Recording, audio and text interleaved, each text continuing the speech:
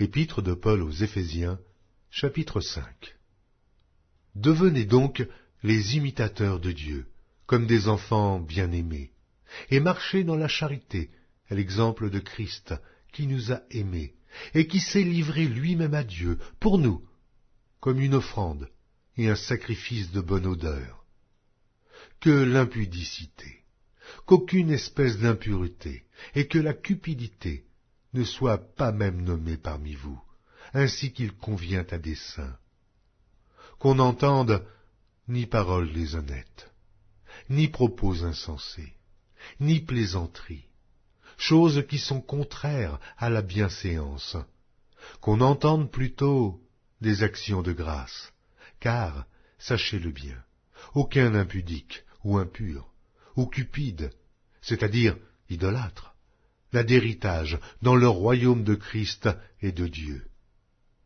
Que personne ne vous séduise par de vains discours, car c'est à cause de ces choses que la colère de Dieu vient sur les fils de la rébellion.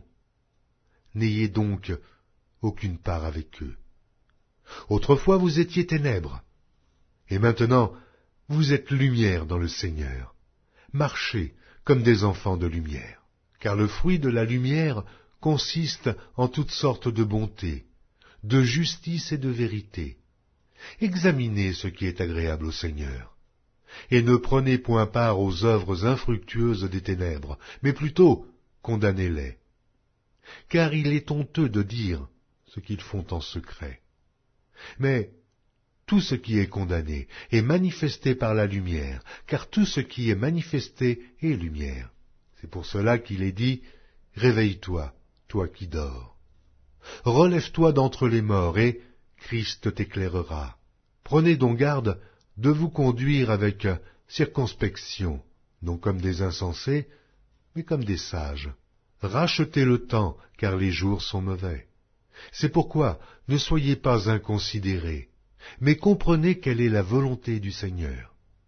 Ne vous enivrez pas de vin, c'est de la débauche. Soyez au contraire remplis de l'esprit.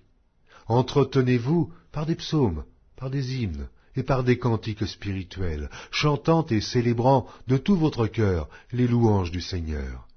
Rendez continuellement grâce pour toutes choses à Dieu le Père, au nom de notre Seigneur Jésus-Christ, vous soumettant les uns aux autres dans la crainte de Christ. Femmes, soyez soumises à vos maris, comme au Seigneur, car le mari est le chef de la femme, comme Christ est le chef de l'Église, qui est son corps, et dont il est le Sauveur. Or, de même que l'Église est soumise à Christ, les femmes aussi doivent l'être à leur mari en toutes choses.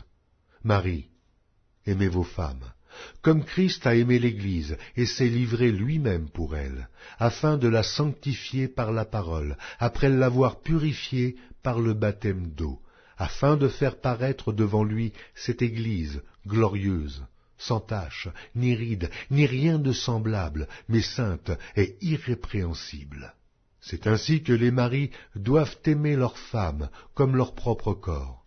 Celui qui aime sa femme s'aime lui-même, car jamais personne n'a haï sa propre chair, mais il la nourrit et en prend soin, comme Christ le fait pour l'Église, parce que nous sommes membres de son corps. C'est pourquoi l'homme quittera son père et sa mère, et s'attachera à sa femme, et les deux deviendront une seule chair. Ce mystère est grand. Je dis cela par rapport à Christ et à l'Église.